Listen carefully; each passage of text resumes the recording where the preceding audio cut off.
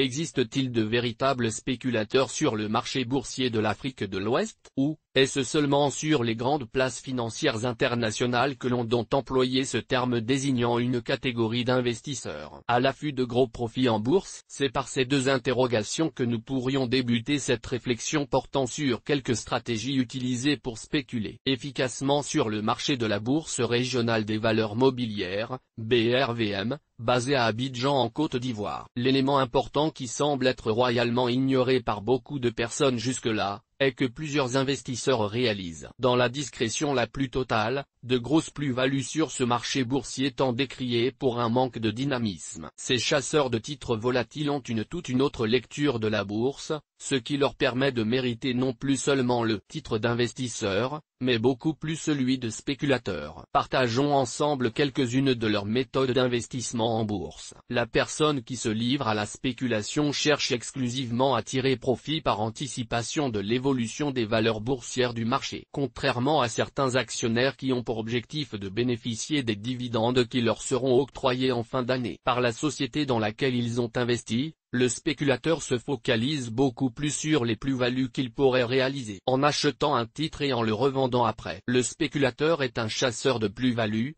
pendant que l'actionnaire ordinaire est en quête de dividendes. Le portefeuille d'un spéculateur est très dynamique, alors que celui du chasseur de dividendes est généralement plus stable. L'on pourrait croire qu'il n'existe pas de spéculateurs sur le marché boursier local, mais ce serait une très grave erreur de penser ainsi. Il existe bel et bien dans l'espace UMOA plusieurs investisseurs qui adoptent le style des spéculateurs dans leur méthode d'investissement. Il ne serait pas exagéré de notre part si nous allions même jusqu'à affirmer que les plus grandes transactions opérées sur le marché boursier local sont pilotées par des spéculateurs. En effet, réaliser des gains importants à la bourse régionale des valeurs mobilières, BRVM, place boursière de l'UMOA basée à Abidjan est chose possible. Il suffit de regarder déjà le style d'investissement des institutionnels tels que, les banques, les établissements financiers, les fonds communs de placement, FCP, les sociétés d'investissement à capital variable, SICAV, les compagnies d'assurance, les sociétés de gestion de patrimoine, etc. pour comprendre que celles-ci ont une approche du marché totalement différente des investisseurs ordinaires. Ces investisseurs institutionnels sont financièrement puissants, et dictent leurs lois au mouvement du marché boursier grâce à l'importance de leur volume de transactions. Ce qu'il convient de retenir, c'est que ceux-ci sont exclusivement en quête de plus-value. Ils tournent sans cesse leur portefeuille et interviennent dans le marché à des périodes bien précises. Ces professionnels du monde de la finance des marchés savent parfaitement identifier les moments propices pour effectuer des va-et-vient sur le marché, et engranger ainsi d'énormes gains pour leur clientèle. Ils ont ainsi cultivé un esprit spéculatif très aiguisé qui manque malheureusement à plusieurs actionnaires jusque-là. Les performances boursières de la BRVM peuvent être décriées,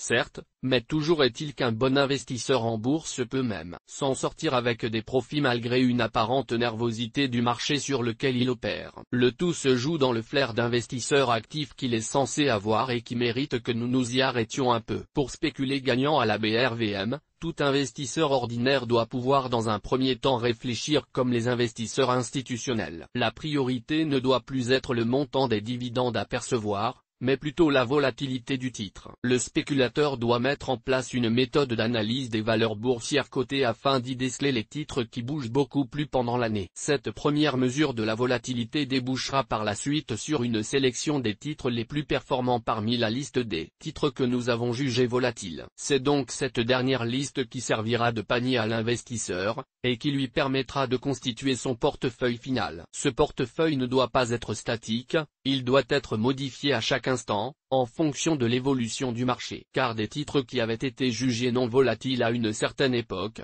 peuvent retrouver un regain de croissance fulgurant quelques jours après, modifiant ainsi du coup les résultats du premier test de volatilité. Certains signaux déclenchent habituellement l'intervention massive des spéculateurs à la BRVM. La publication des états financiers annuels des sociétés cotées est une période très propice. Les spéculateurs prennent des positions d'achat lorsqu'ils constatent que les résultats financiers et promesses de dividendes de l'entreprise cotée sont meilleurs que ceux attendus par le marché et ceux de l'année précédente. Ils anticipent aussitôt une hausse de la valeur avant l'organisation de l'Assemblée générale. Et n'étant pas intéressés par d'éventuels dividendes, ils s'empressent de liquider leur position par des mouvements massifs de vente. provoquant ainsi généralement la baisse des cours à la veille de la tenue de l'assemblée générale du titre concerné. L'actionnaire ordinaire, aspirant à la méthode spéculative devra donc imiter la mentalité des institutionnels et non plus celle des investisseurs ordinaires, au risque de voir son portefeuille boursier baisser en valeur. Un spéculateur au parfum des informations du marché doit savoir que certains événements entraînent immédiatement la hausse technique des cours en bourse. L'augmentation de capital par accroissement de la valeur nominale d'une action entraîne de facto un ajustement à la hausse du cours boursier dans la même proportion que celle de la valeur nominale de l'action. Il en est de même pour l'opération de regroupement d'actions, montage financier dans lequel les dirigeants de la société cotée sont conduits à réduire le nombre de titres sans modifier le capital de l'entreprise. La technique de spéculation consistera donc à prendre une position d'achat sur les titres se trouvant dans notre liste de valeurs volatiles dès que l'information financière vient à confirmer la préparation de ces opérations financières sur ces sociétés. Ensuite,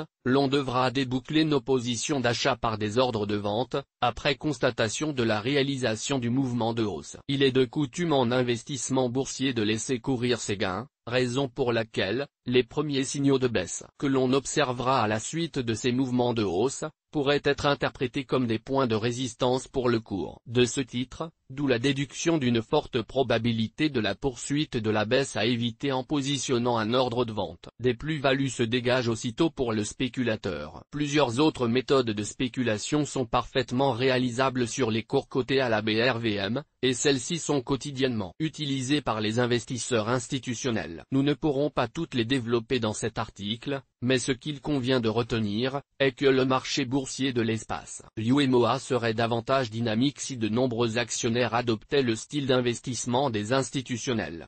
À savoir, privilégier la réalisation de plus-values et non plus seulement la rémunération par d'éventuels dividendes. La gestion dynamique du portefeuille devra désormais être leur maître mot, s'ils veulent réellement jouir de la rentabilité effective de la BRVM. Mais cela passe par un suivi régulier de l'évolution du marché et une analyse très pointue des performances de chaque entreprise cotée. L'Audamas analyste boursier indépendant. Les informations de Café de la Bourse, comme et de ses publications sont données à titre pédagogique. Elles ne constituent en aucun cas des recommandations d'investissement. Le lecteur se doit d'étudier les risques avant d'effectuer toute transaction. Il est seul responsable de ses décisions d'investissement.